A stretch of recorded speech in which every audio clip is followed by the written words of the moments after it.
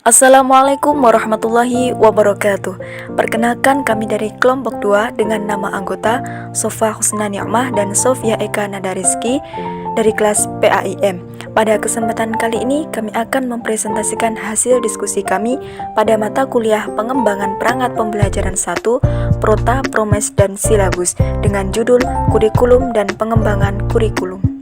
Baiklah, dalam presentasi kali ini kami akan menjelaskan yang pertama yaitu mengenai pengertian kurikulum, yang kedua yaitu prinsip-prinsip pengembangan kurikulum, yang ketiga langkah-langkah pengembangan kurikulum, serta pembahasan yang keempat yaitu praktik pengembangan pada Prota K13 mata pelajaran PAI.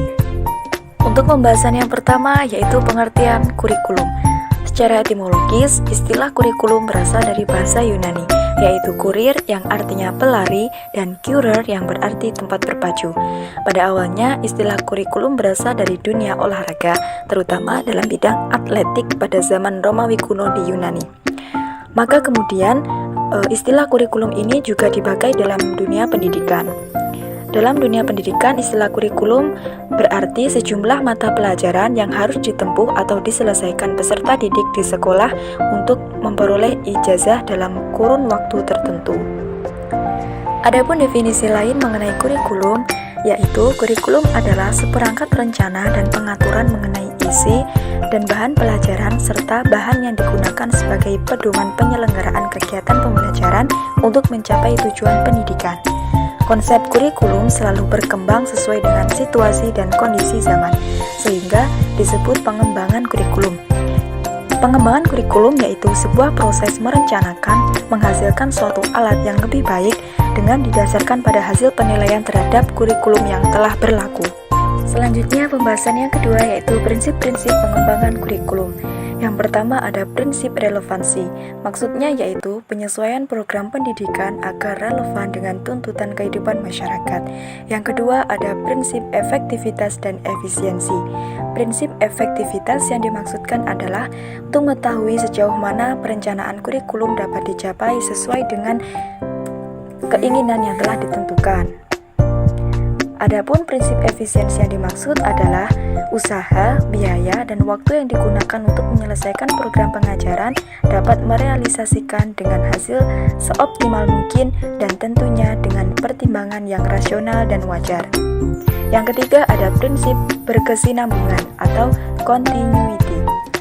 Artinya dalam pengembangan kurikulum yang menunjukkan saling keterkaitan antara jenjang pendidikan, jenis program pendidikan, dan mata pelajaran. Yang keempat ada prinsip keluasan atau flexibility, yaitu menunjukkan bahwa kurikulum tidak kaku atau memberikan kebebasan dalam bertindak dan berkreasi dalam mengembangkan program pembelajaran. Yang kelima, prinsip yang berorientasi pada tujuan, yaitu sebelum memilih bahan atau materi pengajaran, langkah yang harus dilakukan oleh seorang pendidik adalah menentukan tujuan terlebih dahulu. Selanjutnya, prinsip yang terakhir yaitu prinsip pendidikan seumur hidup atau long life education. Maksudnya yaitu pengembangan kurikulum dilakukan secara terus-menerus dan bertahap untuk melakukan perbaikan, pemantapan, dan pengembangan ke arah yang lebih lanjut. Nah, langkah-langkah pengembangan kurikulum. Yang pertama yaitu perumusan tujuan. Tujuan dirumuskan berdasarkan analisis kebutuhan, tuntutan, harapan. Dan oleh karena itu, tujuan dirumuskan dengan mempertimbangkan faktor-faktor siswa itu sendiri, serta ilmu pengetahuan. 2. Menentukan isi kurikulum. Isi kurikulum merupakan pengamalan belajar yang diperoleh serta dididik di sekolah. Pengalaman ini dapat berupa mempelajari mata pelajaran atau jenis-jenis pengalaman belajar lain sesuai dengan bentuk kurikulum itu sendiri. Yang ketiga, pemilihan kegiatan yaitu berisikan cara peserta didik memperoleh pengalaman belajar untuk mencapai tujuan yang sesuai dengan bentuk-bentuk kurikulum yang digunakan. Keempat, evaluasi. Evaluasi kurikulum mengacu pada tujuan kurikulum. Evaluasi merupakan cara untuk mengetahui apakah sasaran yang ingin dituju dapat tercapai atau tidak.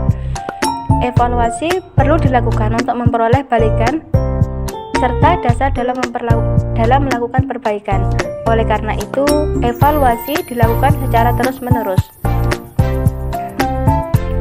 Praktek pengembangan pada Prota K13 Mapel PAI. Prota atau program tahunan adalah program umum pada setiap mata pelajaran untuk setiap kelas yang memuat garis besar rencana yang hendak dicapai dalam 1 tahun dan dikembangkan oleh guru mata pelajaran yang bersangkutan.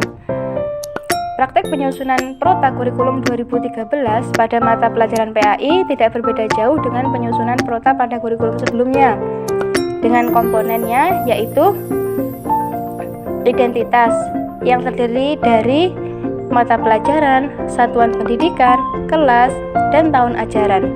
Kemudian ada semester, kompetensi dasar, dan alokasi waktu. Langkah-langkah yang dapat dilakukan untuk mengembangkan program tahunan. Yang pertama, yaitu dengan melihat beberapa jam alokasi waktu untuk setiap mata pelajaran dalam seminggu dan struktur kurikulum seperti yang telah ditetapkan pemerintah. Analisis berapa minggu efektif dalam 1 semester seperti yang telah ditetapkan dalam alokasi waktu efektif. Yang kedua yaitu menandai hari libur. Yang ketiga, menghitung jumlah minggu efektif. Yang keempat, mendistribusikan alokasi waktu. Mungkin cukup sekian presentasi dari kami. Apabila ada kurang lebihnya kami mohon maaf sebesar-besarnya. Billahi taufiq wal hidayah. Wassalamualaikum warahmatullahi wabarakatuh.